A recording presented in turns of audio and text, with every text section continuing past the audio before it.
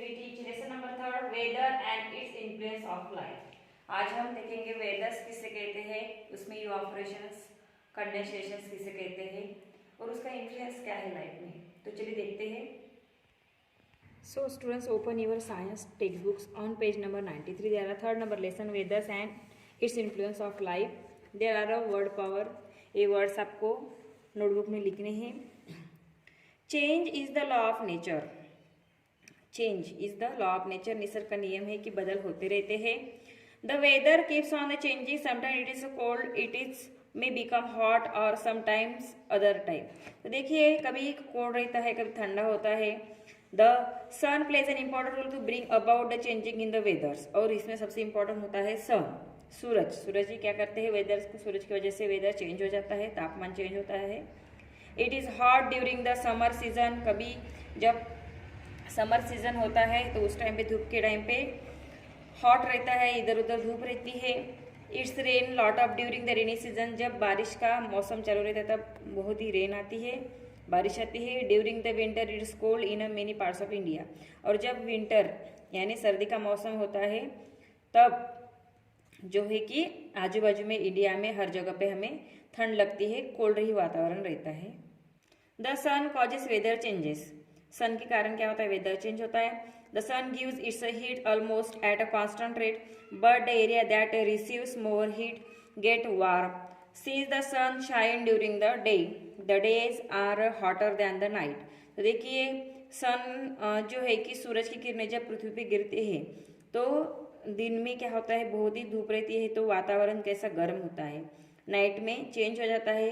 When the sun set is the night and weather the become cold, तो इसकी वजह से जब वो सूरज ढल जाता है तो वेदर जो रहता है वो कूलर हो जाता है, ठंडा होता है। During summer days the sun rays fall directly on a winter days.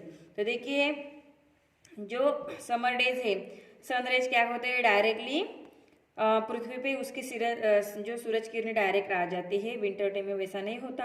Therefore summer days are more hotter than winter days, इसलिए समर के जो डे होते हैं, गर्मी के दिन बहुत ही गर्म होते हैं, हॉट होते हैं।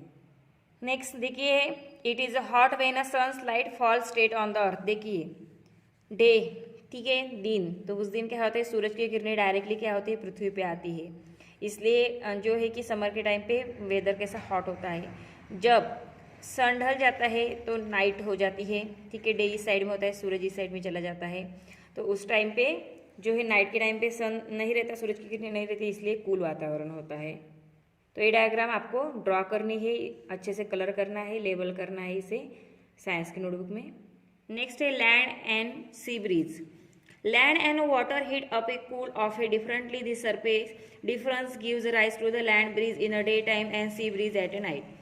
तो देखिए, लैंड और वाटर, इसकी जो हीट होती है, कभी कूल रहती है, कभी ठंड होती है। देखिए, सी ब्रीज, लैंड वार्मर एयर, जब गर्म होती है, ये जो धूप है ना, तो पृथ्वी के ऊपर पड़ती है तो गर्म हवा इधर चली जाती है और कूलिंग हवा इस साइड में आती है, समंदर की हवा, ठीक है, उसे कहते हैं सी ब्रीज।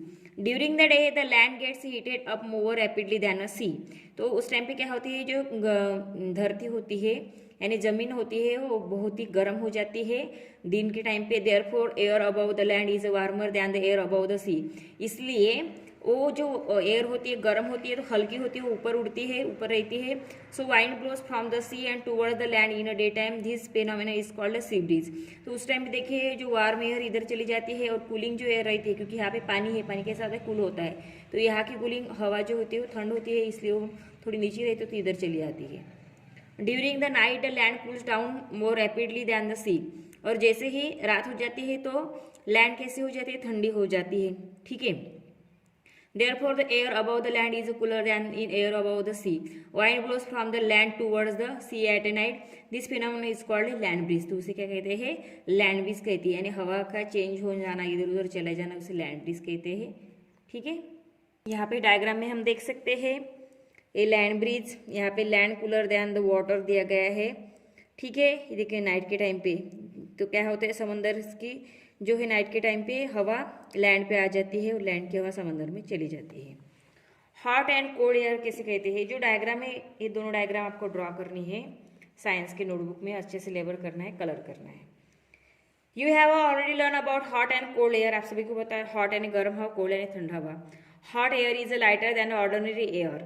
तो हॉट एयर कैसे होती है? लाइटर होती है, हल्की होती है। जो हमारी हवा होती है ऑर्डिनरी एयर होती है उससे हल्की होती है hot air. Hot air rise up, इसलिए वो ऊपर चली जाती है। नेक्स्ट है evaporations. Pour some water on a cemented floor. अगर हमने सीमेंट के फ्लोर पे कुछ पानी डाला, after some time it disappear, कुछ टाइम के बाद हम देखेंगे तो वो जो है कि चला जाएगा, वहाँ पे पानी नहीं दिखेगा हमें, डिसएपर हो जाएगा वो। Where has the water gone, तो हम कहेंगे कि वाटर कहाँ पे चला गया। In fact the water changes into water vapour which get mix with the air. तो वो जो है वाटर्स क्या हो जाता है, मिक्स हो जाता है हवा में, और वो चल यानी जो गर्म की वजह से वो सभी एयर की क्या हो जाती है, वेपर्स बन जाती है और उड़ जाता है वो पानी। The process changing into a water vapour is called a evaporation.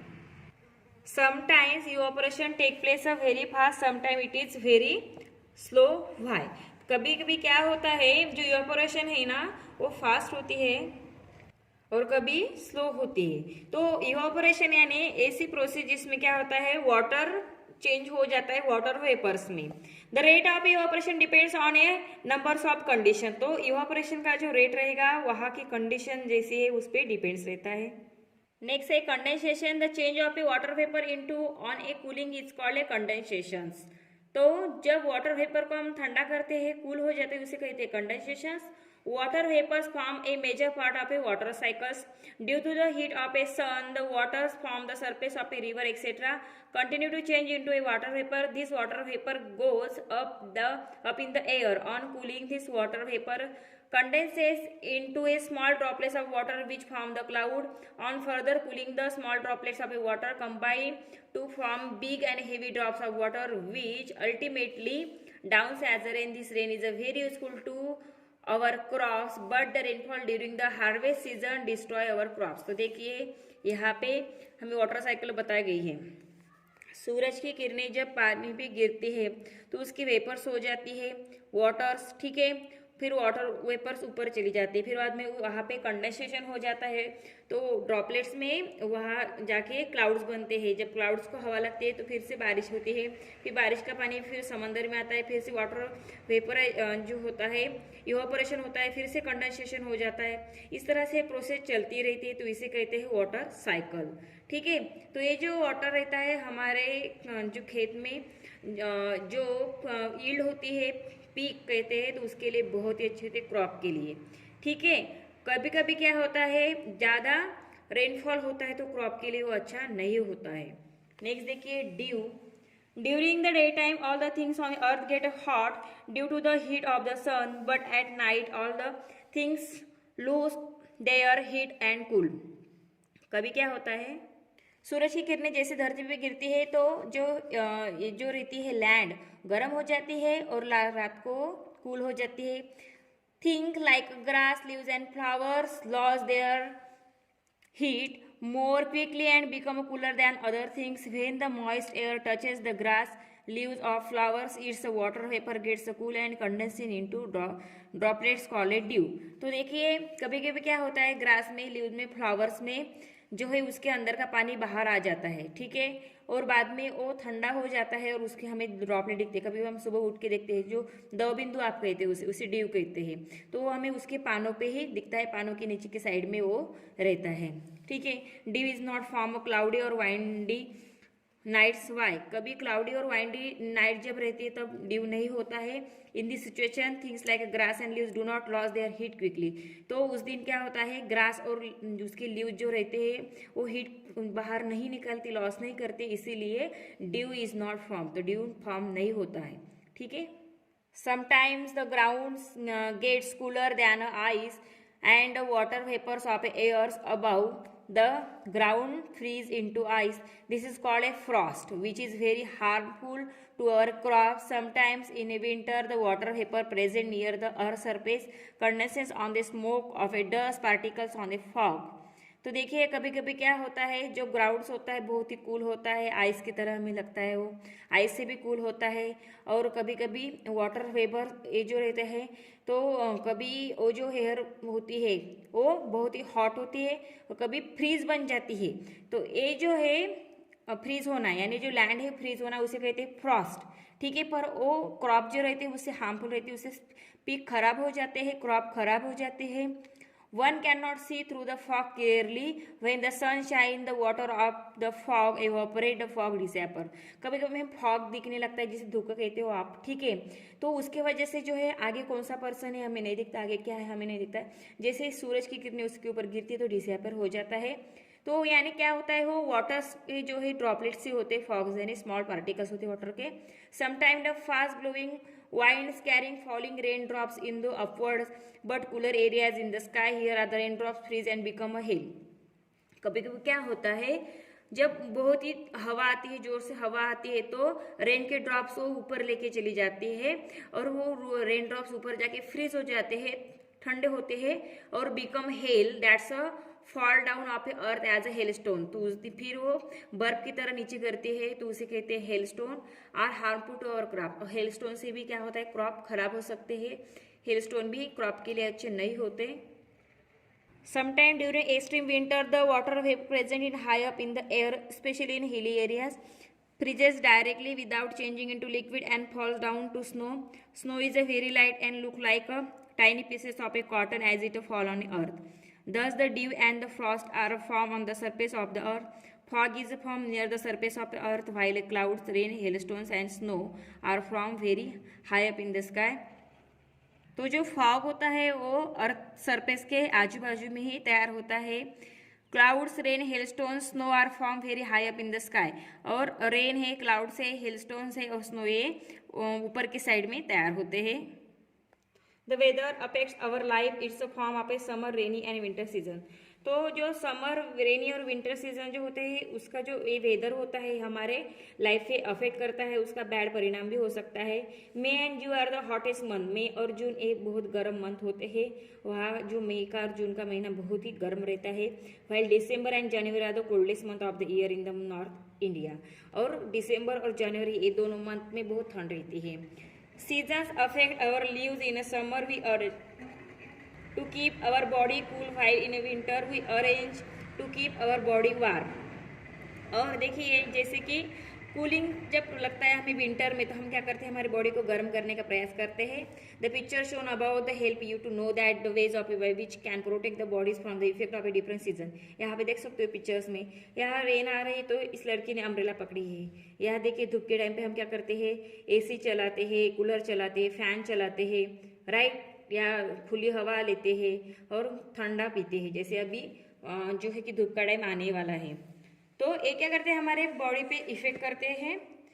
Seasons affect the lives of a some animals, trees and plant also. और सीजन जैसे हमारे एनिमल्स के ऊपर, यानी जो एनिमल है ह्यूमन बीइंग उसके ऊपर अफेक्ट करते हैं, वैसे एनिमल जो रहते जानवर, ट्रीज और प्लांट उसके ऊपर भी इफेक्ट करते हैं। Animals like a frog, turtles and earthworms become more effective in A rainy season. Rainy season में फ्रॉग्स है, टर्टल्स है, अर्थवर्म इफेक्टिव रहते हैं, एक्टिव रहते हैं, उनका काम बहुत अच्छे से करते हैं। But they go deep into the mud during the winter and remain inactive there are to save themself from excessive cold. पर जब जैसे ही विंटर सीजन आ जाता है तो वो अंदर छिप जाते हैं जमीन के अंदर और खुद को सेव कर लेते हैं। This is called A winter sleep. और 3 महीने अच्छे से सोते हैं, उसे कहते हैं winter sleep. Trees and plant shade there leaves before winter. Winter के पहले क्या करते हैं, ट्रीज और प्लांट अपने जो पत्ते रहते हैं वो जो है नीचे गिरा देते हैं। New leaves grow just after the winter season. जैसे विंटर सीजन खत्म हो जाता है बाद में नए जो पत्ते हैं उगने लगते हैं पेड़ पे। सो स्टूडेंट्स, अभी मैंने जो आपको लेसन सिखाया है वेदर्स and its influence of life, ये रीड करना है आपको प्रॉपरली, अच्छे से रीड करना है, लेसन देनी, वीडियोस देख के अंडरस्टैंड कर लेना है उसका मीनिंग, और बाद में इसकी एक्सरसाइज जो है आपको साइंस के नोटबुक में सॉल्व करनी है। तो देखिए फर्स्ट है, answer the following question. First है, why are summer days hotter than winter. Winter से समर डेज क्यों हॉट होते, तो आपको आंसर में लिखना है because during summer days the sun rays fall directly than on a winter days, therefore summer days are more hotter than winter days. ऐसे आपको आंसर लिखना है। Second, what do you mean by evaporation and condensation. Evaporation condensation किसे कहते हैं, तो आपको answers में लिखना है evaporation is the process of a changing water into water vapour and condensation is the process of a changing water vapor into waters. Okay, next, what do you mean by the land bridge? Land breeze किसे कहते हैं? तो आपको answer में लिखना है। तो आपको आंसर में लिखना है student, the air above the land is cooler than the air above the sea and wind blows from the land towards the sea at night. This phenomenon is called a land breeze. Okay, next. Prove that the greater exposed surface area ensure fast evaporations.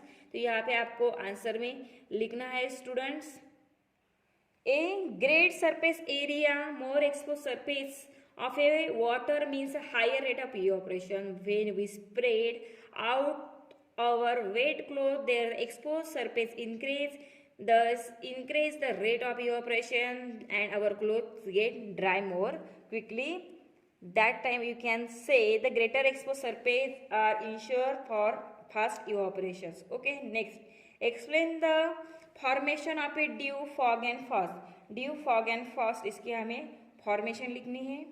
तो students आपको answer में लिखना है, when the moist air touches the grass, leaves और flowers in water, vapours get cool and condenses into water droplets called a dew. Next line में लिखना है, the ground gets cooler than ice and water vapours of airs above the ground beats into ice, this is called a frost. And बाद में लिखना है, sometime in winter the water vapours present near the earth surface condense on a smoke और a dust particle to form a fog. Okay, next. Give a brief description of a water cycle. Water cycle की description देना है. तो students आपको लिखना है answer में, the heat of the sun, the water from a surface of river continues to change into water vapor. This water vapor goes up to the air. On cooling, this water vapor condenses into small droplets which form up a cloud. On further cooling, the small droplets of water combine to form a big and heavy drops of water which ultimately fall down on the rain. Okay, this is called a water cycle. Next, how do season affect our life? Describe briefly. तो आपको answer में लिखना है, season affected our lives. In summer we arrange to keep our body cool and while winter we arrange to keep our body warm. Okay, next. Give 4 conditions that that favor evaporations. तो students आपको answers में लिखना है 4 conditions में. Blowing air dries our wet clothes more quickly and increase that rate of evaporations. Evaporation is more during the hot days of a summer. Next, the rate of evaporation in dry air is higher than the wet air. And next line लिखनी है, the rate of evaporation depends upon a number of conditions. Okay. Next, fill in the blanks by choosing suitable words from the list given below. यहाँ पे list दी गई है हमें. First है fast blowing, wide, straight, crops, snow, evaporation, dew और solid. तो देखिए first है, during summer the sun rays fall straight on the earth. यहाँ स्ट्रेट लिखना है. Next blank page, favour the process of evaporation more than the calm air. तो यहाँ पे आपको लिखना है fast going and wind. Next third है, dew is not a form in a cloudy nights. या ड्यू लिखना है. Next, frost and hailstone are harmful to our crops. या क्रॉप्स राइट डाउन करना है. Next, hailstones are a solid form of water. या solid लिखना है. Next, water vapor of air breathes directly into a solid form fall down as a snow. या snow लिखना है. Next, blank page take place all that type evaporations write down करना है. Okay students. Next, write T for a true statement and F for a false statement. जो statement सही होगा T लिखना है, जो गलत होगा F लिखना है. First, sand gets heated more quickly than a water. तो यहाँ पे आपको आंसर में लिखना है ट्रू. टी लिखना है. On cooling water vapour condensation into a water drops. यहाँ ट्रू लिखना है यानी T. Next, the sun gives the heat, give us a heat and light. True है तो टी लिखना है. Next, the sun plays an important role in a change of weather. True है तो टी लिखना है. Next, hot air is a heavier than ordinary air. तो false है तो यहाँ पे आपको फॉल्स एफ लिखना है. Okay students. तो स्टूडेंट्स आज हमने weather and its influence of life a lesson पढ़ा है. सो स्टूडेंट्स इसमें जो मैंने एक्सरसाइज बताई है, एक्सरसाइज आपको साइंस के नोटबुक में सॉल्व करनी है. साथ में यहाँ पे जो गिवन स्पेस दिया गया है वहाँ पे भी राइट डाउन करनी है. देन उसकी फोटोज मुझे सेंड करने हैं. Okay students, now stop here. Thank you.